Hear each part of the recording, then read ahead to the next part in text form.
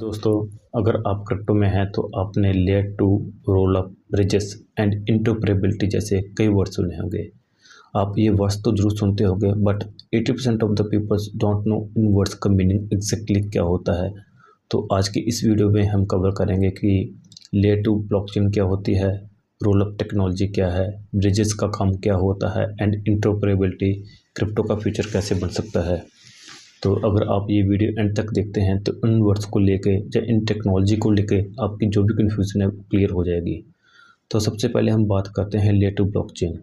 तो दोस्तों, इसको मैं समझाना चाहूँगा थ्रू आपको जीपे। जैसे हम एक ट्रांजैक्शंस करते हैं जीपे में, गूगल पे, तो गूगल पे में एक ट्रांजैक्शंस को मुश्किल से 2 से 3 सेकंड लगते हैं। बट अगर वहीं पे बात हम करते हैं ब्लॉकचेन में, तो ब्लॉकचेन में एक ट्रांजैक्शंस को होने के लिए 10 से 15 सेकंड, 10 से 15 मिनट लगना एक बड़ी मामूली सी बात है। तो इसका रीज़न क्या है, तो इसको हम एक एग्जांपल के साथ समझते हैं। जैसे इथेरियम का ब्लॉकचेन है, तो इथेरियम के ब्लॉकचेन में क्या आता है दोस्तों, इथेरियम की ब्लॉकचेन है, उसकी एक लिमिटेशन है कि वो एक सेकंड में 15 से 20 ट्रांजैक्शंस ही सॉल्व कर सकती है। तो दोस्तों, जब बहुत सारे transactions at one point of time Ethereum के पास आते हैं, तो उन ट्रांजैक्शंस को करने के लिए इसको बहुत ज़्यादा प्रोसेसिंग टाइम लगता है। और ऊपर से जब बहुत सारी transaction at one point of time आती हैं, तो इसका जो फीस है वो भी काफ़ी ज़्यादा बढ़ जाता है।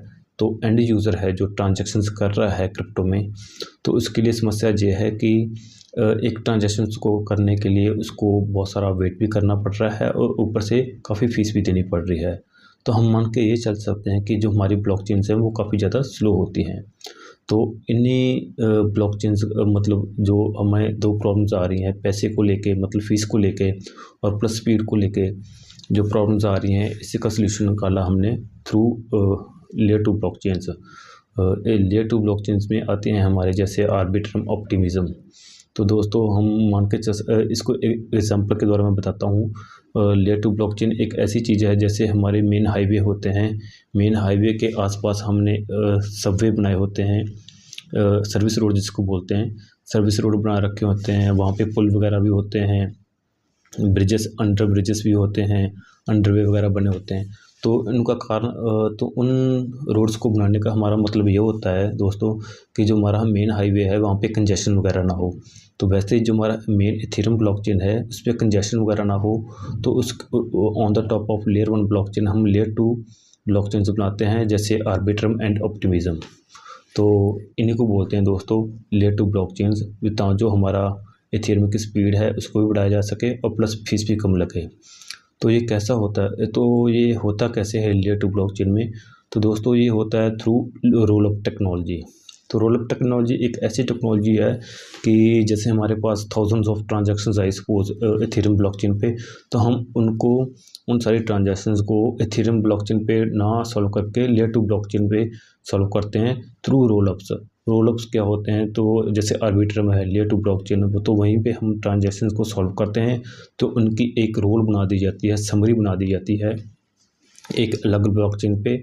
और फिर क्या होता है, उन्हीं ट्रांजैक्शंस को थ्रू वन ट्रांजैक्शन जो हमारा मेन ब्लॉकचेन है इथेरियम, उस पे उसके लेजर पे लिख दिया जाता है। तो ऐसे होता क्या है, जो थाउजेंड्स ऑफ ट्रांजैक्शंस पहले इथेरियम की मेन ब्लॉकचेन पे सॉल्व होती थी, अब वो लेयर टू ब्लॉकचेन पे through roll up technology solve हो रही हैं और उनको अलग से पैरेलल चला दिया जाता है। जैसे इथेरियम ब्लॉकचेन चल रही है, तो वो इथेरियम की मेन ब्लॉकचेन पे ना सॉल्व होके लेयर टू ब्लॉकचेन पे सॉल्व होती हैं थ्रू रोल अप। और इस तरीके से जो हमारी स्पीड है वो बढ़ जाती है और फीस भी कम हो जाती है। तो दोस्तों, अभी बात करते हैं हम ब्रिजेस की। तो बहुत सारी ब्लॉकचेन्स है हमारे क्रिप्टो में, जैसे इथेरियम है, पॉलीगन है, आर्बिट्रम, ऑप्टिमिज्म। तो जब हमने अपने एसेट्स को ट्रांसफ़र करना होता है through one blockchain to another blockchain, तो हम यूज़ करते हैं ब्रिजेस। तो दोस्तों, यहाँ पे एक और बात ध्यान रखने वाली है कि क्रिप्टो में जितने भी ज़्यादा हैक होते हैं वो थ्रू ब्रिजेस ही होते हैं।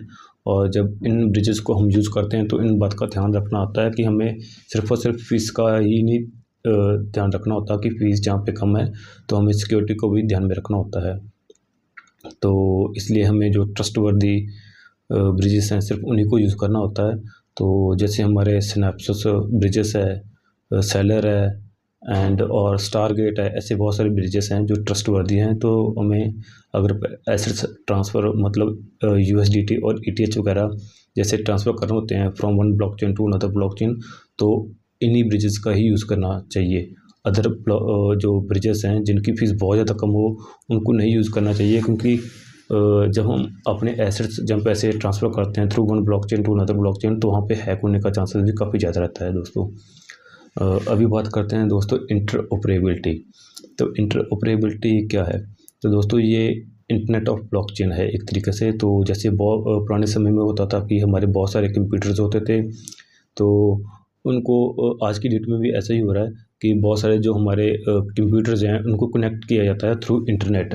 तो ऐसे ही जैसे हमारे क्रिप्टो में बहुत सारी ब्लॉकचेन्स हैं, तो उन ब्लॉकचेन्स को हम कनेक्ट करते हैं थ्रू इंटरऑपरेबिलिटी टेक्नोलॉजी। तो ये एक तरीके से इंटरनेट ही है, इंटरनेट ऑफ ब्लॉकचेन ही है। तो ऐसा मतलब क्या ज़रूरत पड़ी हमें इंटरऑपरेबिलिटी की? तो दोस्तों हमारे ना क्रिप्टो में सबसे बड़ी प्रॉब्लम यही है कि जैसे सोलाना एक ब्लॉकचेन है, तो सोलाना ब्लॉकचेन में कोई ऐप है, डिसेंट्रलाइज्ड ऐप, तो उसको हमने यूज़ करना है। तो आपका जो अकाउंट है सपोज़ वो इथेरियम ब्लॉकचेन में है, और आपके जो पैसे हैं यूएसडीटी वगैरह वो भी इथेरियम में पड़े हैं, बट आपने यूज़ करनी है सोलाना ब्लॉकचेन। तो आप डायरेक्टली सोलाना ऐप को थ्रू इथेरियम नहीं चला सकते, तो आपको पैसे हैं जो जो आपका यूएसडीटी है उसको ट्रांसफ़र करना पड़ेगा सोलाना ब्लॉकचेन में, तो तभी आप उसकी फ़ीस पे करके उनकी जो डिसेंट्रलाइज्ड ऐप हैं उनको यूज़ कर सकते हैं। बट जो एंड यूज़र होता है उसको इन टेक्निकलिटीज़ में काफ़ी दिक्कत आती है, तो उनको सिर्फ़ और सिर्फ ऐप तक का मतलब है, उनको सिर्फ ऐप ही यूज़ करनी है। तो उनको जिम्मे में नहीं पढ़ना होता कि मुझे पहले यूएसडीटी ट्रांसफ़र करूँ, मैं कौन सी ब्लॉकचेन पे हूँ, ये ब्लॉकचेन किस ब्लॉकचेन पे है, मेरे पैसे कहाँ हैं। तो इस वजह से जो हमारा मेन स्ट्रीम अडॉप्शन है वो नहीं हो पा रहा है। तो जैसे हमारी इंटरऑपरेबिलिटी टेक्नोलॉजी बहुत सारी हैं, चेन लिंक है, कॉस्मो है, पोल्का डॉट है। तो जैसे जैसे इन टेक्नोलॉजीज़ का अपग्रेड होता जाएगा और जितनी भी हमारी ब्लॉकचेन है वो स्मूथली आपस में कम्युनिकेट कर पाएंगी, डाटा ट्रांसफ़र कर पाएंगी, एसेट्स इजीली ट्रांसफ़र हो पाएंगे, और जो ऐप्स भी हैं इस टेक्नोलॉजी के थ्रू हम इजीली एक ब्लॉकचेन से दूसरे ब्लॉकचेन में इजीली यूज़ कर पाएंगे। तो यही है दोस्तों इंटरऑपरेबिलिटी, अभी काफ़ी इनिशियल स्टेज में है। तो जैसे जैसे ये टेक्नोलॉजी अपग्रेड होती जाएगी तो हमारा क्रिप्टो का जो ग्रोथ है, मेन स्ट्रीम अडॉप्शन है, मास अडॉप्शन है, वो बढ़ता जाएगा। तो यही था इंटरऑपरेबिलिटी। तो अगर मेरे वीडियो देख कर आपको कुछ भी यूज़फुल इन्फॉर्मेशन मिला हो तो दोस्तों इसको लाइक ज़रूर करना। थैंक्स।